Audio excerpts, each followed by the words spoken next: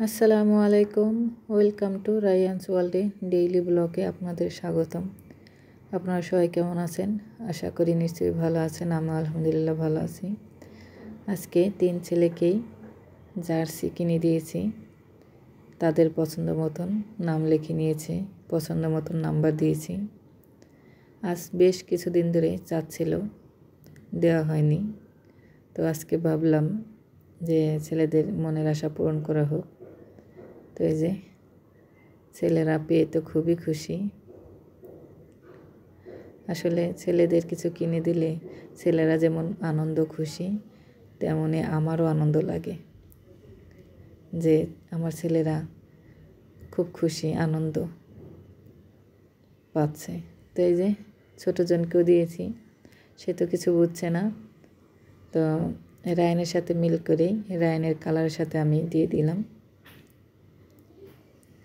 কালারটা কিন্তু দারুণ হয়েছে।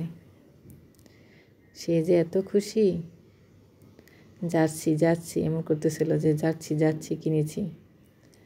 আর রায়ানরে জুতাও কিনে দিয়েছি, প্যান্ট, জার্সি। আজকে আমার ঘরে আনন্দের বাহার। তো এই যে কী যে বৃষ্টি, আজ বেশ কয়েকদিন ধরেই বৃষ্টি পড়ছে, সারাক্ষণ বৃষ্টি পড়ে। এই রোদ, এই বৃষ্টি। আজকে রোদ ওঠে নাই, আজকে শুধু বৃষ্টি। কিন্তু বৃষ্টি যাচ্ছে আবার আসতেছে। আর দুই ভাই মিলে ঝগড়া মজা করতেছে, দুষ্টুমি করতেছে। তো আমি একটু ক্যামেরা করলাম। আমি বললাম যে তোমরা এত দুষ্টুমি করো, ক্যামেরা করে কিন্তু আমি ফেসবুকে দিয়ে দিব। তারা খুব খুশি, যে দেখেন কি যে আনন্দ পাচ্ছে।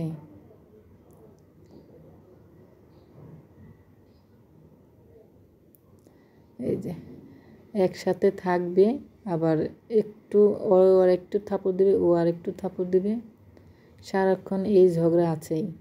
আবার একজনে ছাড়া আর একজনে থাকতেও পারে না। দুইজনকে দুই ঘরে রাখলে তাদের ভালো লাগে না। তো ছেলেদের ঝগড়াঝাটি দেখতে দেখতে রান্নার সময় হয়ে গেছে। চলে আসলাম রান্নাঘরে। আজকে কার্পো মাছ দিয়ে পেঁপে দিয়ে রান্না করব। কার কার পেঁপে খেতে ভালো লাগে বলেন তো, কমেন্টে জানাবেন। আমার পেঁপে খেতে খুব একটা ভালো লাগে না। পেঁপের ভর্তাটা খেতে পারি, কিন্তু পেঁপে দিয়ে তরকারি রান্না খুব একটা ভালো লাগে না। ভালো লাগে না যে তা না, খুব একটা ভালো লাগে না। তো বাসায় মেহমান আছে, শুধু ভুনা করলে হবে না, একটু সবজি দিয়ে রান্না করলে 2 বেলা হয়ে যাবে।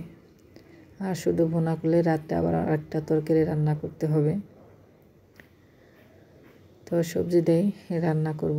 আজকে পেঁপে দিয়ে কার্পো মাছ দিয়ে রান্না করব, কলমি শাক ভাজি করব, আর চাল কুমড়ো পাতা দিয়ে কার্পো মাছ ভাপা করব।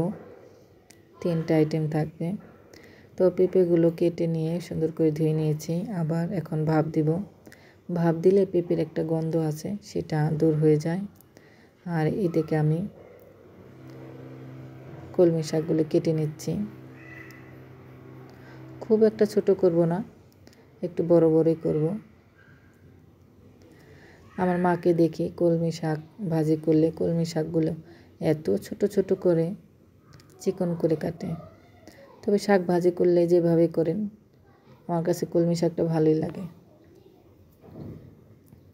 ছোটই হোক বড়ই হোক, ছোটোগুলো আর কি দেখতে সুন্দর লাগে, তাই না? তো আমি কার্পো মাছগুলি ভেজে নিচ্ছি। পেঁপে ভাপ দেওয়া হয়ে গেছে। আমি মাছগুলো একদম 4 কোণায় দিয়ে দিয়েছি, মানে একদম ঘুরাইয়ে।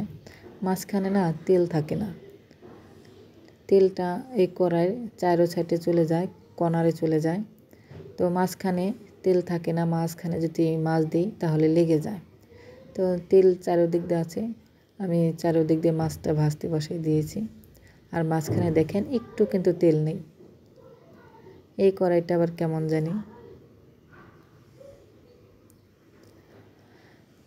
তো এখন কার্পো মাছটা রান্না করব। পেঁপেটা আমি কষাই নেব। ভাপ দিয়ে পানি ফেলে দিয়েছি, পানি দিয়ে ধুইনি। পানি দিয়ে ঠান্ডা পানি দিয়ে ধুইলে দেখা গেছে আবার শক্ত হয়ে যাবে, সেদ্ধ হতে যাবে না। তো আমি পানিটা ঝরাইয়া ফেলে দিয়েছি। এখন সুন্দর করে কষাই নেব। আর এদিকে শাক বসিয়ে দিয়েছি, কলমের শাক। একটু লবণ দিয়ে নিলাম। এখন বাগার দিচ্ছি। কলমি শাকটা হইতে বেশি সময় লাগে না, খুব তাড়াতাড়ি কলমি শাকটা ভাজিটা হয়ে যায়। তো আমার ভিডিওটি যদি ভালো লাগে লাইক কমেন্ট করবেন, শেয়ার করবেন। আমার ফেসবুক পেজটা সবাই ফলো দিবেন। আর এদিকে আমার তরকারিও প্রায় হয়ে আসছে, দেখি একটু সেদ্ধ হয়েছে কিনা। আর একটু সেদ্ধ হবে, হয় নাই, ঢাকা দিয়ে রেখে দিই আঁচটা কমাই দিয়ে।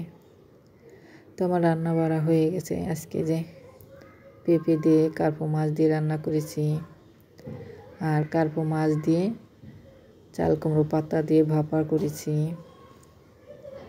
কলমি শাক ভাজি করেছি। আর আমার ছেলেরা দেখেন মাছ খাবে না, কলমি শাক দিয়ে ভাত খাচ্ছে। আর এই যে তাদের জার্সিগুলো আর খুলছেই না, দেখছেন কি ব্যাপার, সারাক্ষণ জুতা পরেই আছে। আমরাও ছোটোবেলায় এমন ছিলাম, নতুন কিছু পেলে আর খুলতে ইচ্ছে করতো না। আর জুতা পরে তো বাহিরেও যাচ্ছে না, কাদা পড়বে। বলেন কি ছেলে আমার। তো আমিও খেতে বসছি, খেতে খেতে আপনাদের সাথে বিদায় নিচ্ছি। আজকে যে সবগুলি তরকারি কিন্তু অসাধারণ হয়েছিল। কলমি শাক ভাজিটাও দারুণ হয়েছে, পেঁপে দিয়ে কার্পো মাছ ওই তরকারিটাও দারুণ মজা হয়েছে।